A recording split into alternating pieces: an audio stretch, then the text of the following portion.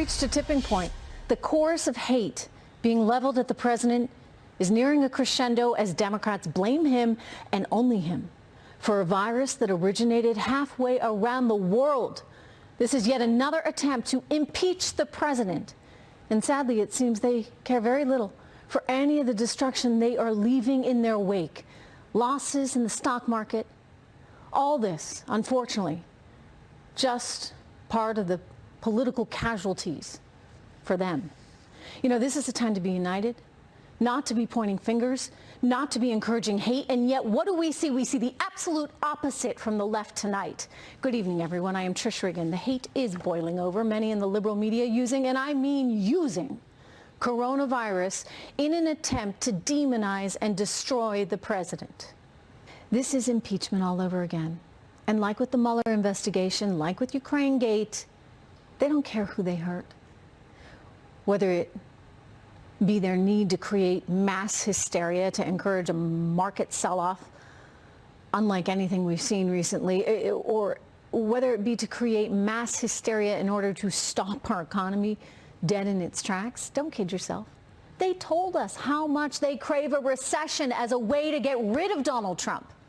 These are people's jobs that the left does not mind seeing them lose. These are people's 401ks that are being decimated. And that's okay with them? That's okay with the left? Yeah. You know, in some ways, they almost seem to be cheering it on. This is impeachment all over again, complete with a whistleblower to complain about our Health and Human Services Committee, right? It's critical, you know what, that we look at these numbers with a clear lens. I want to remind everyone that the CDC estimates that this year's seasonal flu has resulted in roughly 34 million cases and 20,000 deaths in the United States alone. The seasonal flu. From 2009 to 2010, nearly 61 million Americans got swine flu, and more than 12,000 Americans died. As many as 575,000 people worldwide died of the swine flu. And was there any criticism? No. Because why? Because the media didn't want to insult their precious President Obama, I suppose. You know, I spoke with a doctor on Friday who told me that the World Health Organization and others, they typically do whatever they can to get the word out. It's critical that people are aware of the problems so that the public can improve hygiene routines and health routines. This is what helps in terms of lessening the infection rate. But you know what? The media's reaction, with the global town halls and CNN treating this like it's some missing plane story. What is that? I mean, did they do this during Ebola? No. We didn't even see this kind of insanity for SARS. And SARS and Ebola, those viruses were far more deadly. So why the melodrama on such an agitated scale right now? Why are the markets reacting like this? I'll give you two words. Donald Trump.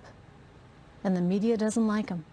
People, including the media, and some investors are allowing their own hate and their own bias against him to spiral out of control, leading to massive sell-offs right now in the market. Anytime there's this kind of disruption in the supply chain, anytime people cut back on spending, there will be economic softness, which can lead to a recession. And we're probably due for one now. But we'll recover. We always do. For the media to spin a narrative that this sell-off and this virus are all a result of President Trump, it's just wrong. But unfortunately, I guess they needed someone to blame. They were looking for someone to blame. They want to blame him for literally anything they can. And they have no real interest, shall we say, in finding who's to blame, who is the root cause of all this. From what we can tell, this all originated out of China. You know, when Donald Trump is their political target, that's all they need. And that's tonight's intel.